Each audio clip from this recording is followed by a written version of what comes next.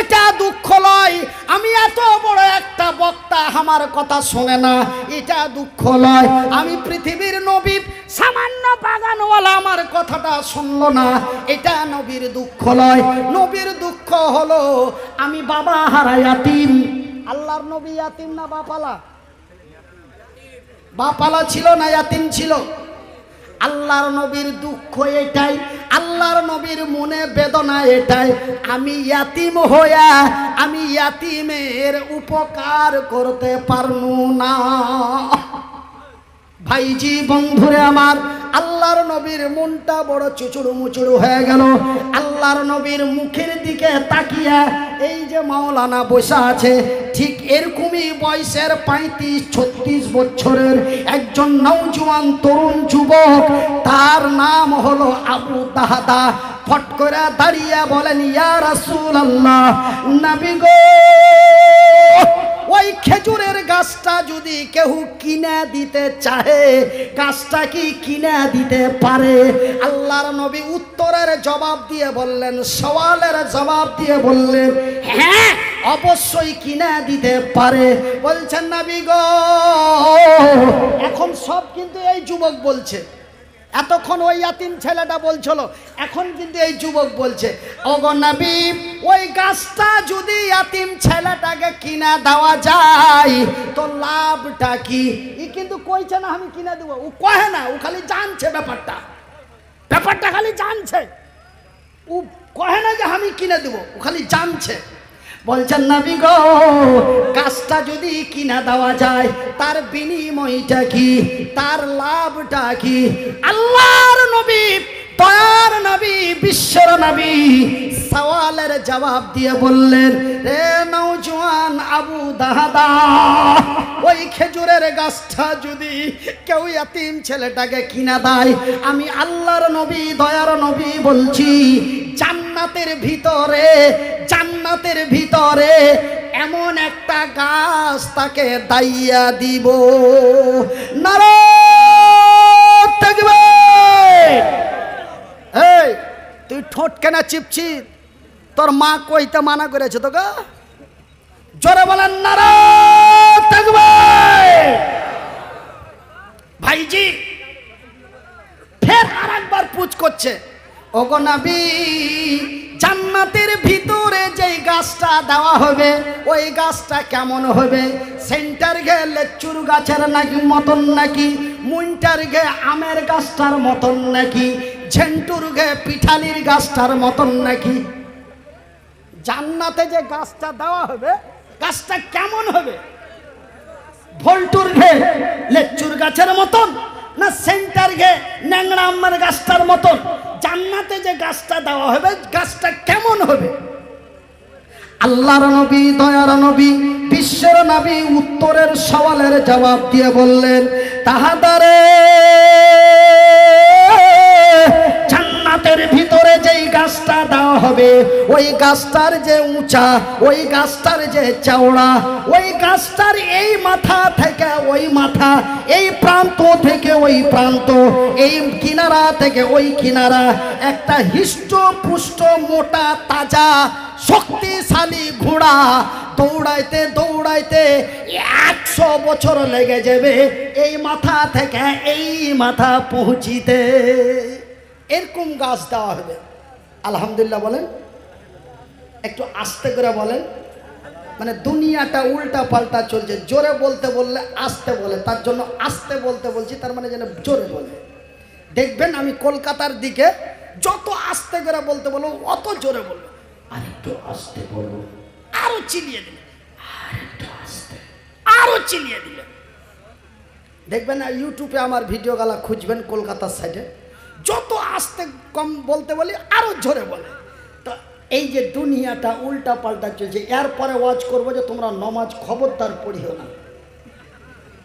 এই ওয়াজ কিন্তু আমি এখন স্টার্টিং করছি কিছুদিনের মধ্যে, যে নমাজ পড়িও না। তার মানে নমাজ পড়তে মানা করলেই মামুর বাটারা নমাজ পড়বে, এটা কাজের কাজ হবে। এই লেগে এরকম ওয়াজ কেমন করে করা যায় আমি খুব কৌশলের মধ্যে লেগে আছি। দেখি 2023 সালে ওই নতুন ওয়াজটা আপনারাকে শোনাইতে পারছি কিনা, যে নমাজ পড়িও না, এরকম একটা ওয়াজ তৈরি করার চেষ্টা করছি। কেন? যে কি না পড়তে মানা করলে পড়বে, মানে পড়তে বলা হয়েছে তো বারবার কত লোক বলছে তবুও শুনি না, তো উল্টাটা যদি বলি তখন যদি সোজা মনে যায়, এই লেগে একটু ভাবনা চিন্তার মধ্যে আছি যে এই ওয়াজটা করা যায় কি যায় না।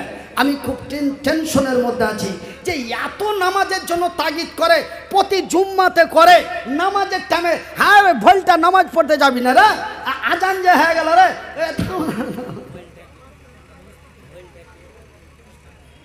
আমার দিকে একটা ভোল্টু আছে, ওর নাম হলো ভোল্টু, ঝেন্টু, সেন্টু, রিনটিয়া, পিনটিয়া।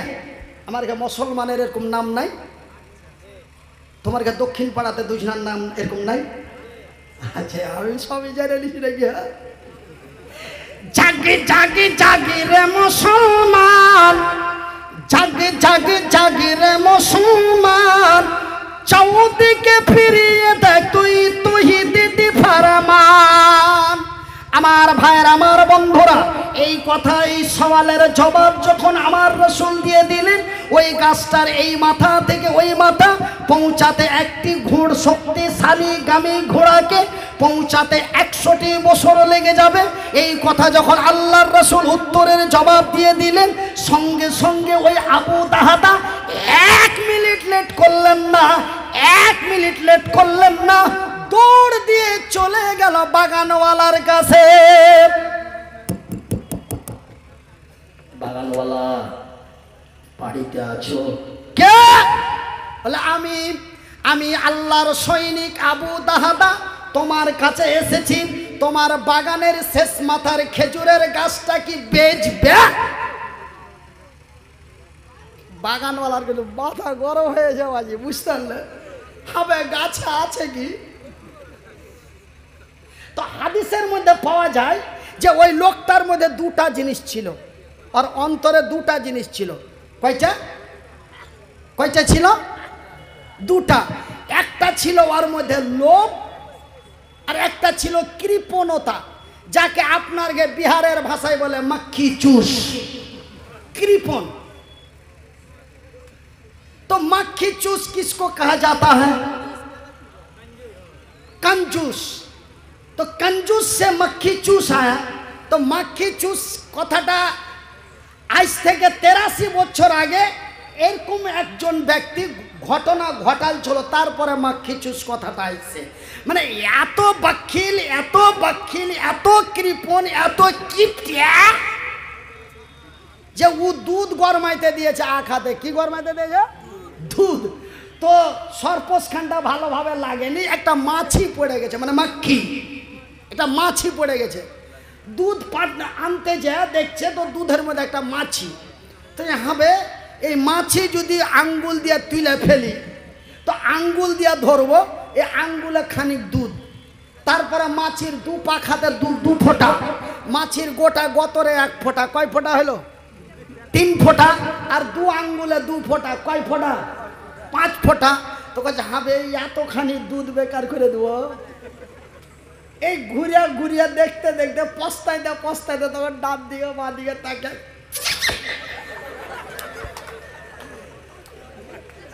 चूसा मक्खी चूस, इसको कहा जाता है मक्खी चूस। तो और मुझे 2टा जिनिस छिलो ওই বাগানওয়ালার ভিতরে, 2টা জিনিস ছিল। একটা হলো কৃপণতা আর একটা ছিল লোভ। মানে কৃপণতার কারণে ওই ইয়াতিম ছেলেটার কথা রাখতে পারেনি, ওই কৃপণতার কারণে নবীর কথাটাকে উল্টে দিয়েছে। কিন্তু এই আবু দাহাদা যখন চলে গেছে আর যখন কয়েছে বেচবে, এক কথাই বলেছে বেচবে, তখন ওর মাথা ঘুরে উঠেছে গাছের মধ্যে আছে কি, নিশ্চয়ই গাছে কিছু আছে। তখন ও একদম হক করে ছেড়ে করছে হ্যাঁ বেচবো। কত টাকা নেবে? বলে কত টাকা দেবে? দাম দর চালু হয়ে গেল। কত টাকা নেবে, কত টাকা দেবে? বাগানওয়ালাকে উত্তর দিয়ে বলল, আবু দাহাদা বলেন, বাগানওয়ালা রে, ওই যে দেখছো সামনের যে খেজুরের বাগানটা, ওই বাগানটা আমার, এবং ওই বাগানের ভিতরে 600টা খেজুরের গাছ আছে। শুধু খেজুরের গাছ 600টা নাই রে, ওই বাগানের ভিতরে আমার বাড়ি আছে। ওই বাড়িতে বিবি বাল বাচ্চাকে লিয়া থাকি। বাগানওয়ালা রে,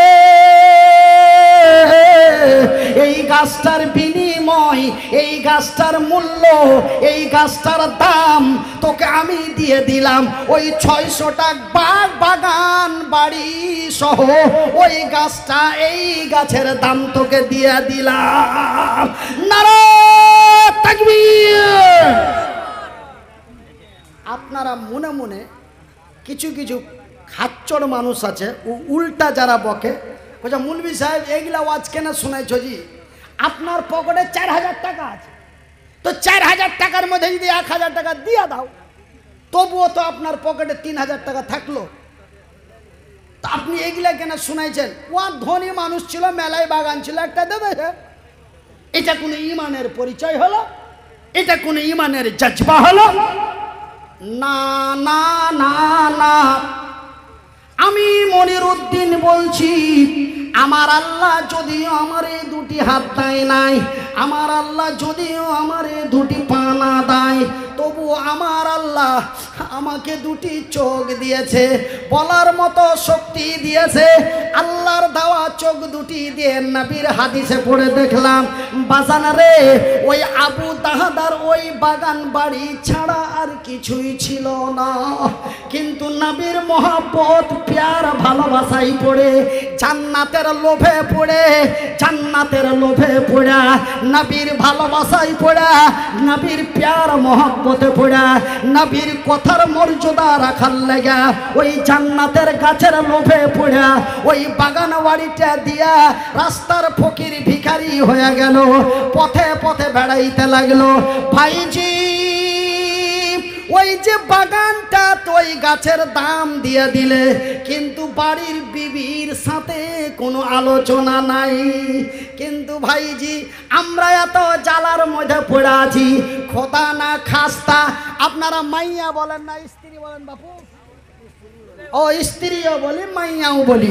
তো মাইয়াটাকে না জানিয়ে বর্তমান 2022 সালের যে অবস্থা, স্ত্রীটাকে না জানিয়ে যদি একটা ডিম খায়ালায়, তোমার জাকামদানি চালু হলো 8.5 বছর।